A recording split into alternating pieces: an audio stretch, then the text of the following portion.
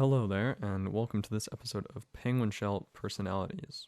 On the last episode, we went over the 8 cognitive functions used in the Myers-Briggs Type Indicator, and this time we are going over the order of those functions that we discussed last time. So if you didn't see that video or you aren't familiar with the 8 cognitive functions, this video might confuse you a bit or not be that applicable.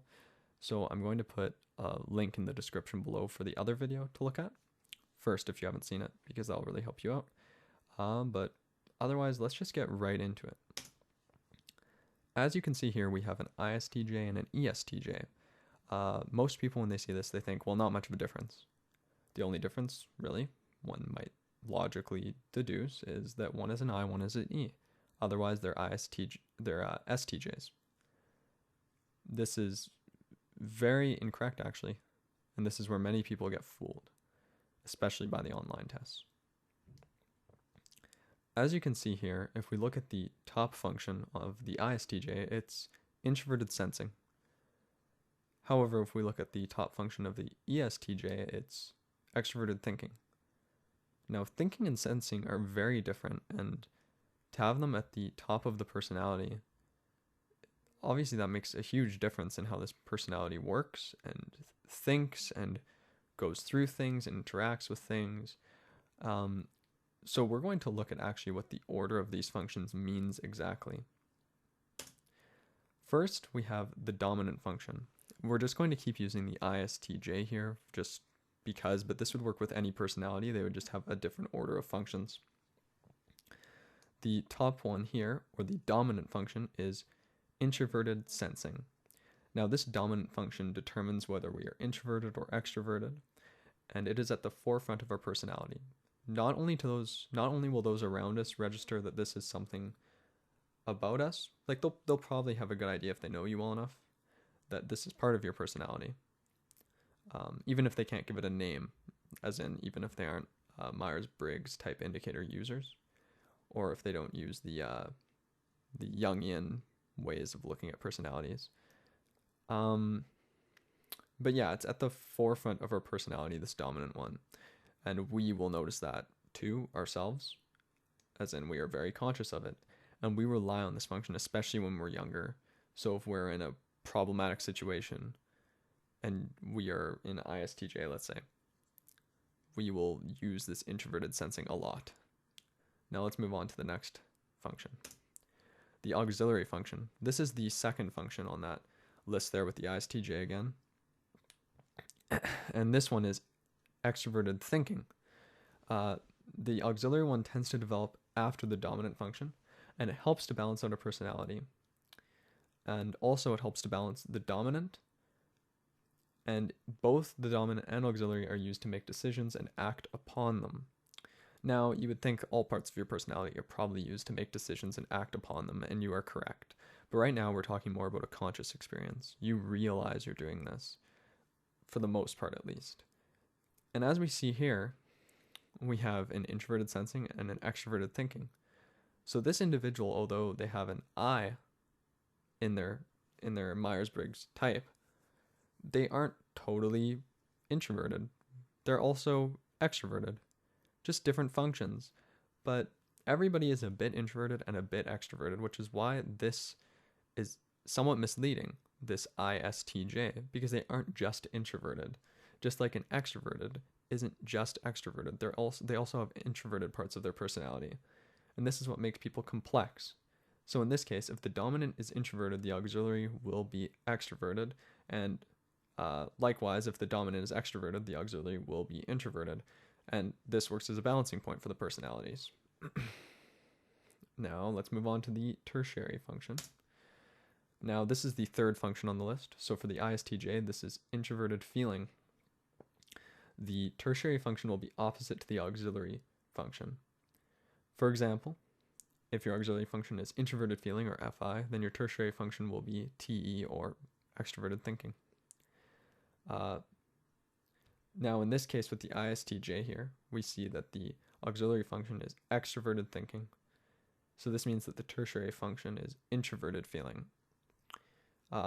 This works for any personality, as in if a personality has their auxiliary one being extroverted sensing, the tertiary one will be introverted intuition. And development of this function usually comes later in life. So an ISTJ will first develop the sensing, then the thinking. They might come across as kind of unemotional. And these things develop due to a person's personal preference generally. So an ISTJ prefers sensing over intuition usually, and prefers thinking over feeling. This is what they choose to develop through the actions and the things they do in life.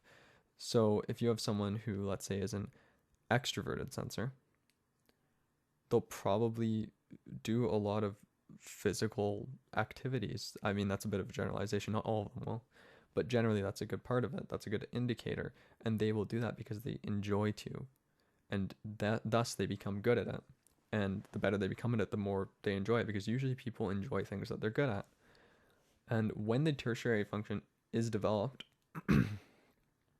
it opens up all sorts of new opportunities in life. This just comes across as a logical thing. Obviously, someone who has more emotions and can empathize with people is better than someone who's like a robot and doesn't do that. And thinkers, contrary to popular belief, are usually not like robots. They have emotions just like anyone else. They're just below the thinking part of their personality, which is fine. Now we have the inferior function. So for the ISTJ, this is extroverted intuition. This can cause, that is not supposed to be there, can cause great stress, but if well developed, can be an amazing asset. This one develops later in life, usually after the tertiary function. And it's called the inferior function because it can cause individuals to do things that they wouldn't normally do. This is kind of a personality panic button. If you're in a situation and you just don't know what to do, you're stressed out, you might use this as a last resort. And it might not go well. It will come across as something that you will look back on and go, why would I ever do that? That is totally unlike me. And you're right. In general, it is totally unlike you, but it's still part of your personality. It's just lower down and it's more subconscious. The tertiary and inferior are both much more subconscious than the dominant or auxiliary. And the inferior here is in direct opposition to the dominant function. So as we see here, the dominant one is introverted sensing. So the inferior is extroverted intuition. Now, if the dominant was extroverted sensing, the inferior would be introverted intuition. That it can work like that with any of the functions. And as you can see, this puts a whole other complexity into this, where you have parts of your personality that are constantly butting heads. They don't want to agree with each other. They don't necessarily get along horribly well. But if you do get them to get along, if you find a way to understand that this is part of your personality and use it, you can do a lot of great things with it, and it will really help you out in the long run. It can bring a whole new level of balance to a personality, and that's why the Myers-Briggs Type Indicator is actually quite useful. It's for this self-discovery and self-understanding, and that's what's important about it, and lots of the time people miss that. So now when we look at ISTJ or ESTJ, we should see something a lot different than when we first looked at it.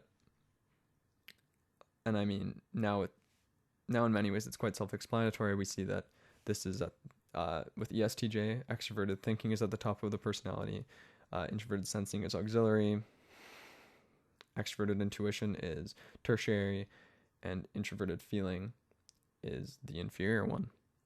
Whereas with the ISTJ, much different, as you can see right here.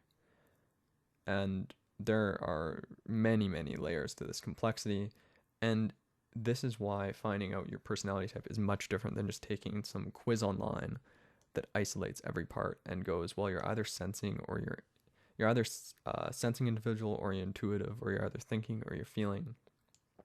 You can't isolate the parts of your personality like that. The judging affects whether sensing or thinking is at the part of your personality. If you're perceiving, a different one will be at the top. If you're extroverted, a different one might be at the top. If you're introverted, it's all about how these things play off each other and what they do, and we'll get more into that another time. Probably in the next video we'll look at it a little bit, because we're going to look at how to figure out your own MBTI type. So that brings us to the end of this video. Now remember to like and subscribe. I really appreciate anyone who's watching this. I hope it's helping you guys out when you're watching it. Please let me know in the comments below if you have any questions, any suggestions for further videos, anything you'd like clarified a bit. I'd be really happy to help. Yeah, thank you for watching, and yeah, please stay tuned for the next episode. Bye-bye.